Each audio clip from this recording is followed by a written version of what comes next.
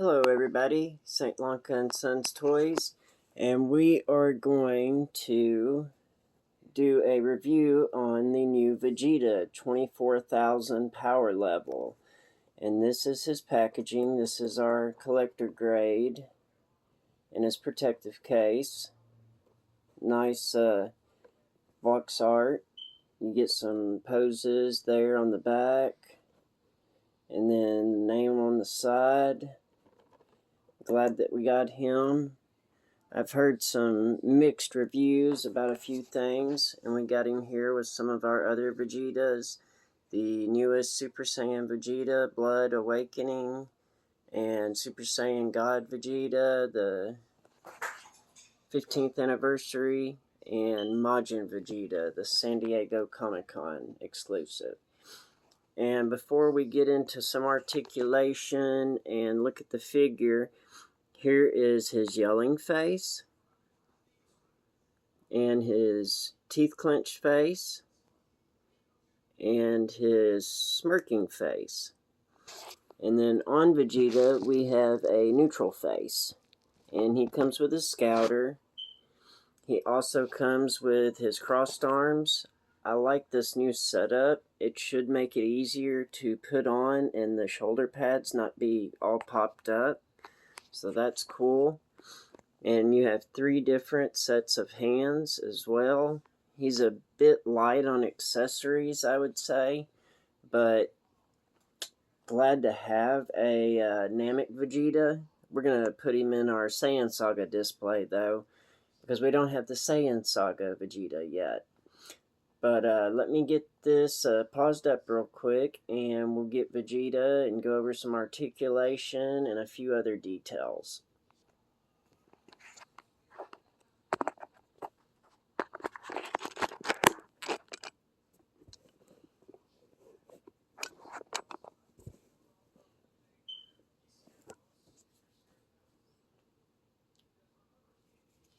Oh, I forgot to pause it. Daddy being silly today. Anyway, whoops. Well, I did knock over Vegeta's. Oh, come here, Super Saiyan Vegeta. He was like, I fell. The boys are eating some breakfast right now. We slept in today since there was no summer school. But here we get Vegeta. Now, as far as his head articulation, he looks down really well. Looking back, he gets pretty good range looking back. Although you do get a nasty little gap there. Now, I did see where some people's, their head was a little floppy. Mine is a little bit floppy, but it's not too bad. Could be better. It's a little loose, but that's okay. We're not going to do anything crazy with him anyway. Now, his scouter does pop off, and he's got a little peg right there inside his head. Sorry, I'm trying to get it to focus. And what that allows you to do is you can take the ear off any of the faces right here, and you can pop it into any of the heads. So if you want to display him without the scouter, you have that option on all the heads. So that is a neat little thing that they did, rather than it being, you being limited to just specific heads with the scouter. Now, they did do something different with the shoulder pads, but I believe this is the same thing that they implemented with Turles, actually. Of course, we don't have him open right now. We only have our sealed one. But that right there is going to allow you to get his butterfly joints into a good range of motion. And if you pose it just right, it doesn't look too awful neither, due to the way they did the shoulder pads. I think this is a lot better than the way they did do it. Of course, it doesn't look great from the back, but that's still good. And then for the arms, you do get full rotation. And then for the elbows, you get a little bit better than 90. It's pretty basic standard. Wrists are on a ball peg, just like all the others. Then for the torso, you can go back about that far, not a whole lot of range. Does have kind of a bit of a weird gap right there. Now leaning forward, it's almost non-existent. You don't really get any range forward. And I would be careful about how far you push it, because you could scuff that paint up. And then for the legs, he does get about that far for the splits without forcing it too hard. Then you get your double jointed knee. It's good range. You have a toe hinge. It's really stiff on ours.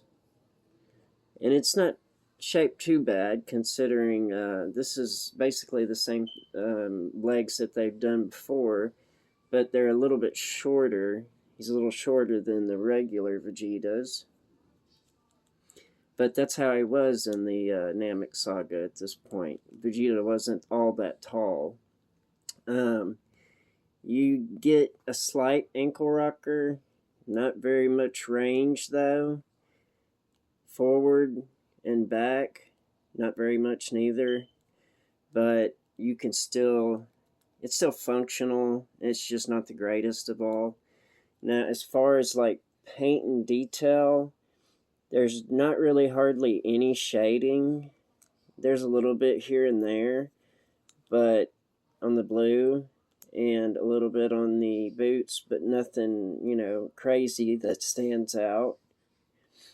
And I believe that they could do a little bit better, like add some shading to the armor or some more defined lines.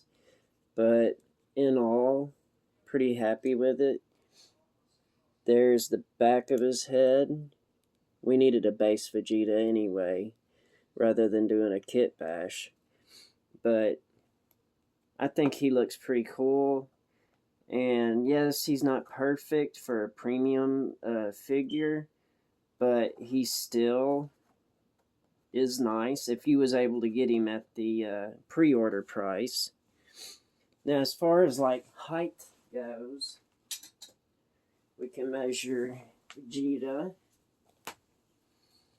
and he is to the top of the tip of his head about 16 millimeters.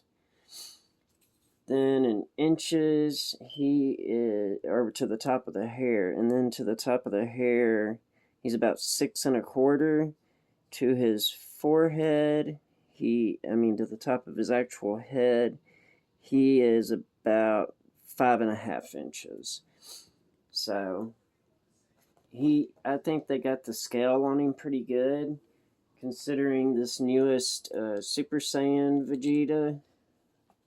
He is to the top of his forehead about, well, he's about 5 1/2 too, and about 6 1/2. But they made the legs shorter, so I guess that's how they were able to make him look like he's shorter. But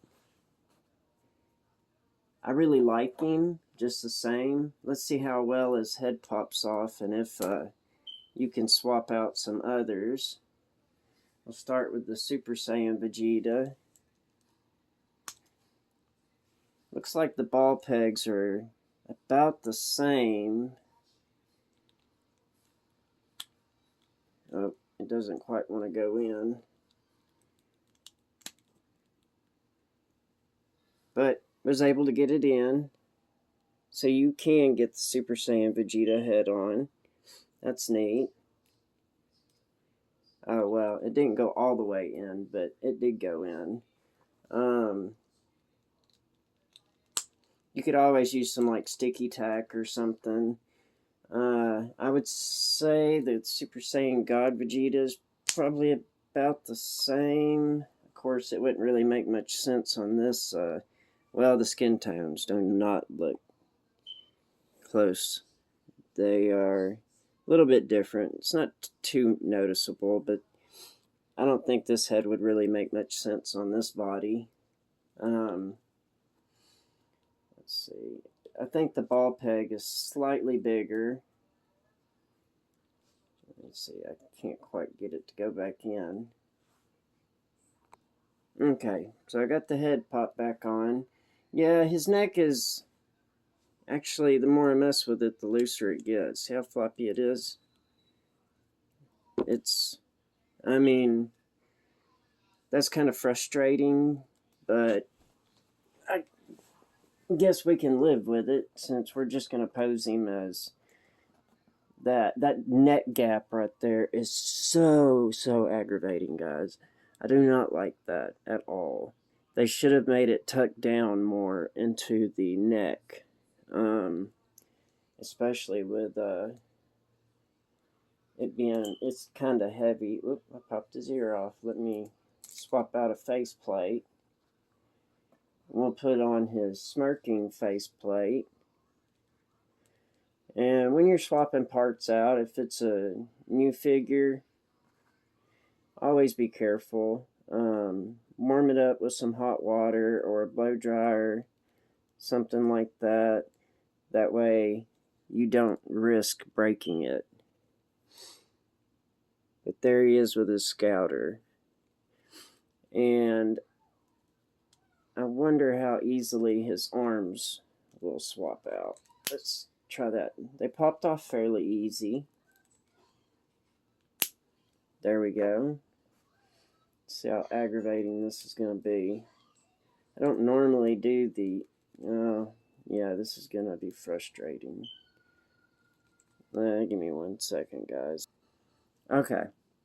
I got the crossed arms in, and that is so much better. So much better. It does not look terrible. The shoulder pads aren't all jacked up and sticking up. I like how it sits in there. Hopefully they'll keep implementing this process for us. There goes Majin Vegeta. But we'll just leave him like that in our Saiyan saga. I think that'll look really good as far as having Vegeta. So let's put him up here with Raditz and Nappa.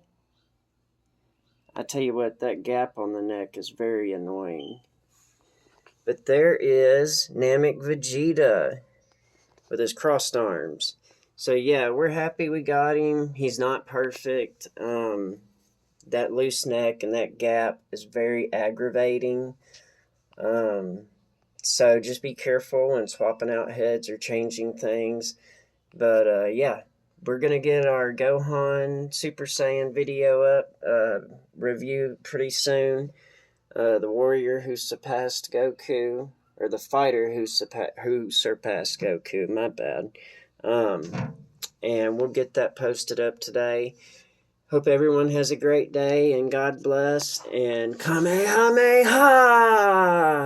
Bye, everybody. Take care.